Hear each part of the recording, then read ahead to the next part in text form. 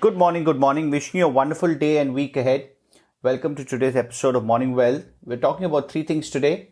US consumer sentiment improves, USD ends the week higher and the week ahead. The S&P 500 edged higher Friday and notched a fresh high, capping its third consecutive week of gains.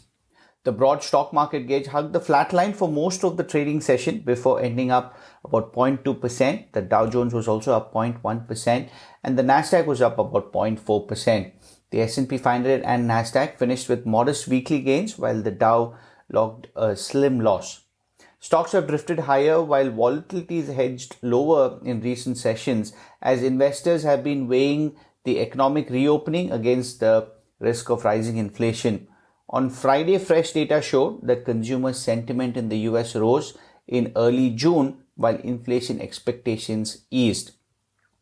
The University of Michigan's consumer sentiment for the US increased to 86.4 in June of 2021 from 82.9 in May, beating market forecasts of about 84.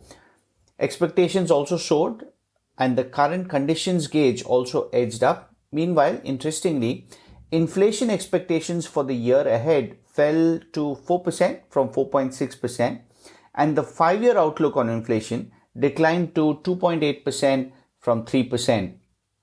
Stronger growth in the national economy was anticipated, with an all-time record number of consumers anticipating a net decline in unemployment. Rising inflation remained a top concern for consumers, although they expect rate of inflation to decline in early June. This is according to the survey of consumers chief economist Richard Curtin.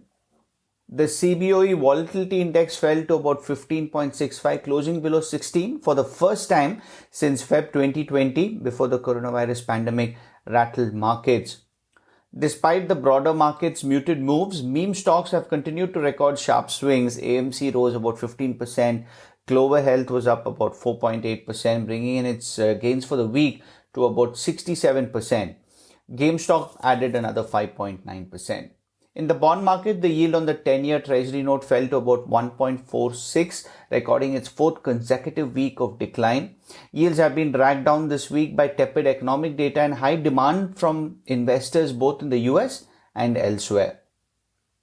The US dollar ended the week higher against all major currencies, with Friday's rally seemed like a delayed reaction to Thursday's inflation report.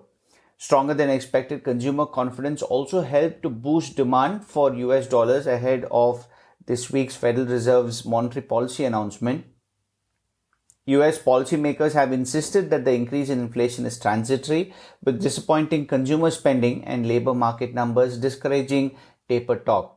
However, many central banks in weaker recovery positions have begun the process of policy normalization by reducing asset purchases, so there's growing belief that it's high time for the Federal Reserve to do so as well.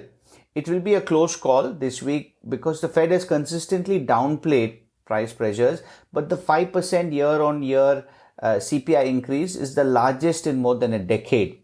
Excluding food and energy, the increase was largest in nearly 3 decades. No other country is running inflation as hot as the US, and the problem is that the high prices for travel, food and autos may not fall as quickly as the Fed anticipates, as some of these businesses are looking to recoup some lost income. This very subtle rally in the US dollar on Friday and the rise in Treasury yields tells us that investors expect policymakers to discuss tapering and make subtle shifts to their language to prepare for that eventuality.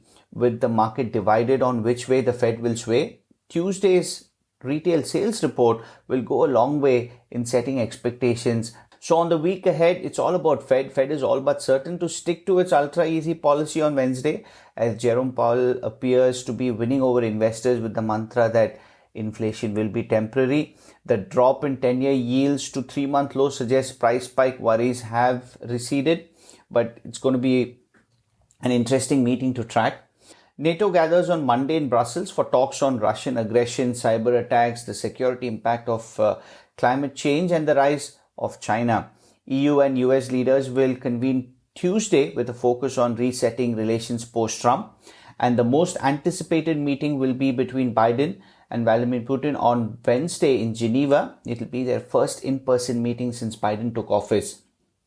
China offers up its latest snapshot of commodity production on Wednesday with the output figures due on steel, aluminium, coal and crude oil.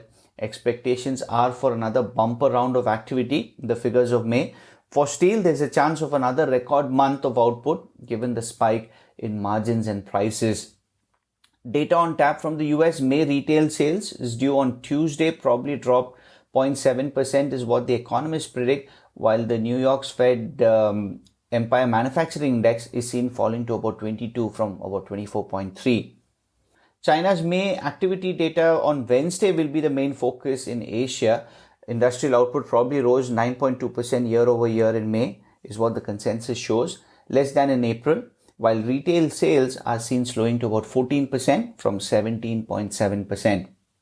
Light week on the earnings front. We'll be looking out for Adobe, Oracle, Jessica Alba's Honest & Co. and Ted Baker. That is the update. Stay safe and healthy. I'll speak to you tomorrow.